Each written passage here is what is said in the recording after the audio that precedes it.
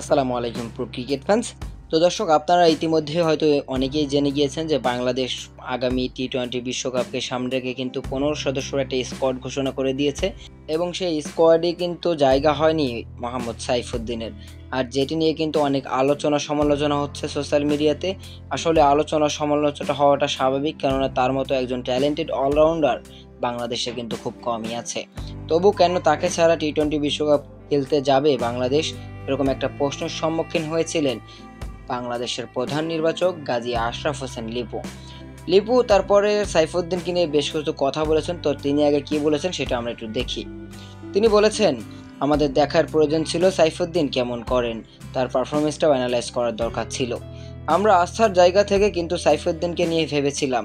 তাকে পর্যবেক্ষণ করে আমাদের মনে হয়েছে আমাদের প্রত্যাশার যে জায়গাটা, দলের আস্থার যে জায়গাটা, সেই জায়গায় কিছুটা এগিয়ে ছিল তানজিম সাকিব। এজন্য আসলে গাজী আশরাফ হোসেন লিপু কিন্তু মোহাম্মদ সাইফুদ্দিনকে বাদ দিয়ে তানজিম হাসান সাকিবকে দলে ফিরিয়েছে। তো দর্শক, এই কথাগুলোর সাথে যুক্তিটা আসলে আমি মিলাইতে পারতেছি না, কেননা তানজিম হাসান সাকিব শুধুমাত্র একজন বলার এবং সাইফুদ্দিন কিন্তু ডেথ ওভারে দুর্দান্ত বোলিং করে আমরা বিপিএলও দেখেছিলাম।